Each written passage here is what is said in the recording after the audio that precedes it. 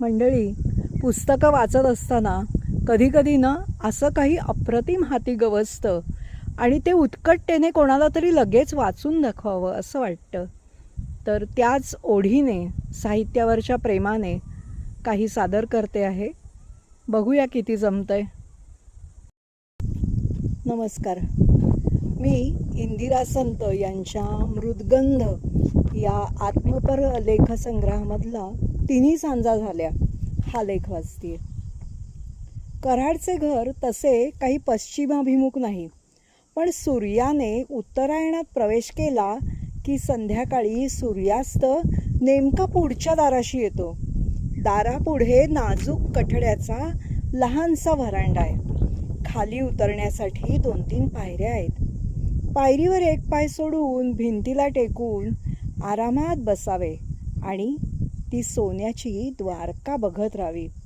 समोर विस्तीर्ण असा माळ, पलीकडे रहदारीचा मोठा रस्ता आणि त्या रस्त्याला येऊन तटलेले शिवाजीनगरचे वृक्षांनी वेढलेले बंगले आणि त्या पलीकडे झाडांच्या गर्द दाटीमागे उतरलेले कोमल असे सूर्यबिंब. याच वेळी मी त्या भिंतीशी बसून असते. त्या लालसर किरणांचे पिसारे फांद्या पालवीतून माझ्यापर्यंत येतात. त्या रंगधारात गळाभर बुडून जायला होते. मग त्या प्रकाशधारात गुंतले असतानाच सूर्यबिंब एकदम अंतर्धान पावते. त्यावेळी एकदम रंग उसळून आलेसे वाटतात आणि क्षणभरात सौम्य अशी लाल, पिवळ्या, केशरी, जांभळ्या रंगांची मैफल झाडांमागून झंकारत राहते. सर्व आकाशभर कुठे कुठे त्या रंगाचा नाजूक मुलामा चढतो. त्यातून पाखरांचे थवे, सप्तके, जोड्या एकाच दिशेकडे झेपावताना दिसतात. त्यांच्या लांब पुढे काढलेल्या माना आणि पंखांचे आघात त्यांची विसाव्याकडे जाण्याची ओढ दाखवतात. खाली मोठ्या रस्त्यावरून जर्सी गाई म्हशींचे कळप लगबगीने घरी जाताना दिसतात आणि त्यांच्यामधून वाट काढत मुले माणसेही जात असतात. हा गोरज मुहूर्त, हळदी कुंकवाच्या भरतीचा, मनाला तृप्ती देणारा. या मुहूर्ताच्या सरत्या टोकाला जांभुळल्या आभाळापाशी संध्यातारा उमटतो. कधी नखोलीशी चंद्रकोरही. हीच संध्याकाळ, विश्वकमळाच्या पाकळ्या मिटवणारी, जिव्हाळ्याचा आनंद सर्वांवर शिंपडणारी.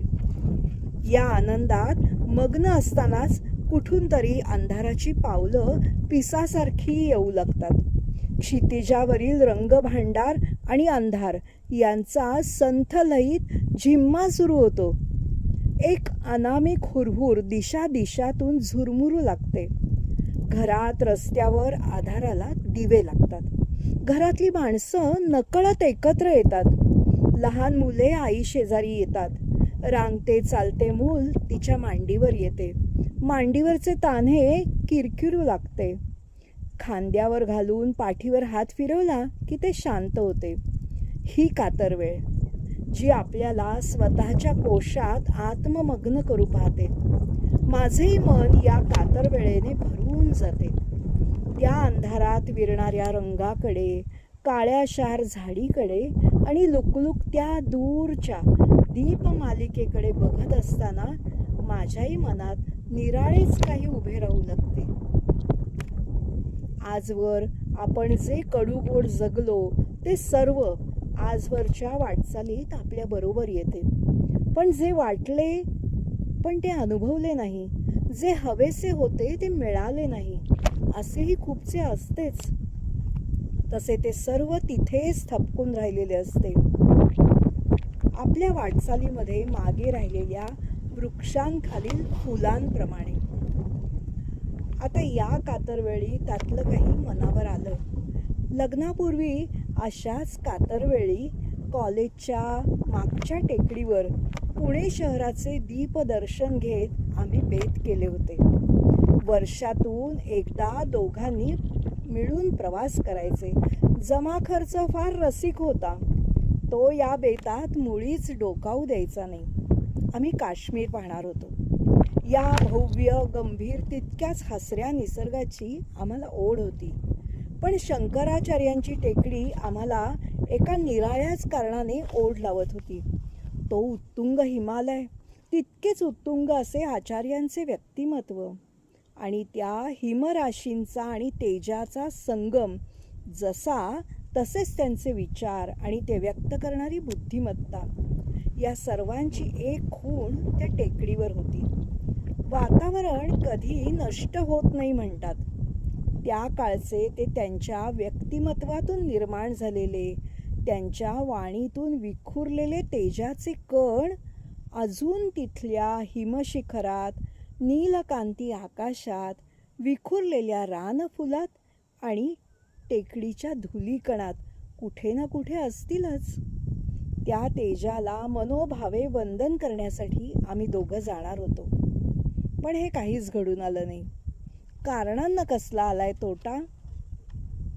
कातरवेळच्या काहुराने व्याकुळ झालेलं माझं मन अधिकच कातर झालं. समोरच्या रस्त्यावरून एक बाई डोक्यावरून पाटीतला बाजार सांभाळत घराच्या ओढीने जवळजवळ पळतच होती. त्या झिरमिरत्या आकाशात कुठेतरी पुसटशी लाल धूळ दिसत होती. एक पाखरू सारखं इकडे तिकडे झेपावत होतं. त्याला चकवा तर लागला नव्हता ना? माझी आवडती कॅसेट लावून सुद्धा मला आत बोलवत होती. हॉलमधल्या स्फटिकाच्या घरट्यातला मंद दिवा केशरी चंद्रबिंबासारखा प्रकाशत होता. मालिनीबाई गात होत्या, मांगन मांगन आयो. त्या गोड सुरांनी हॉल अगदी भरून राहिला. तिन्ही सांजेच्या हुरहुरीत एक अप्रतिम स्वर मिसळला. तो सूर्यास्त, ती संध्याकाळ आणि ती कातरवेळ यांच्या 3 सहस्त्र पाकळ्यांनी उमललेली अशी ती तिन्ही सांज त्या सुरात न्हावून माझ्या मनाच्या अवकाशात अगदी भरून राहिली, अजून शब्दरूपात न आलेल्या एका कवितेसारखी.